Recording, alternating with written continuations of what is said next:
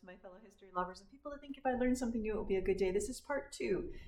This guy, Horatio Gates, we talked about his rise to glory, and now we're going to talk about his fall from grace.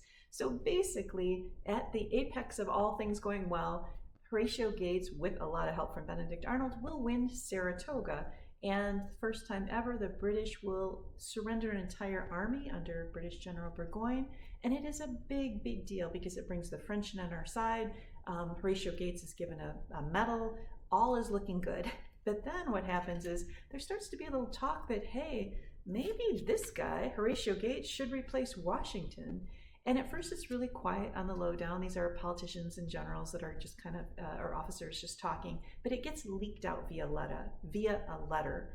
And suddenly Gates is looking pretty disloyal.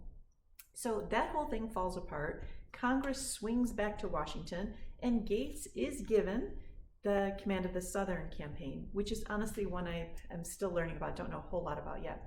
But what he does now is just a disaster. And I'm going to say in part because he no longer has a Benedict Arnold, who helped him remember at Battle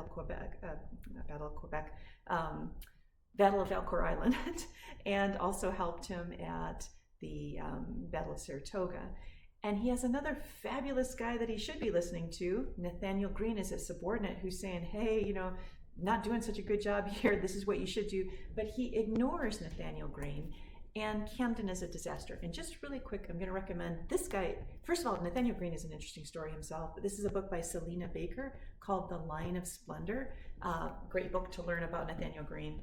Anyway, so Nathaniel Greene, he is ignored. And in the next upcoming battle, which will be the Battle of Camden, it's an absolute disaster.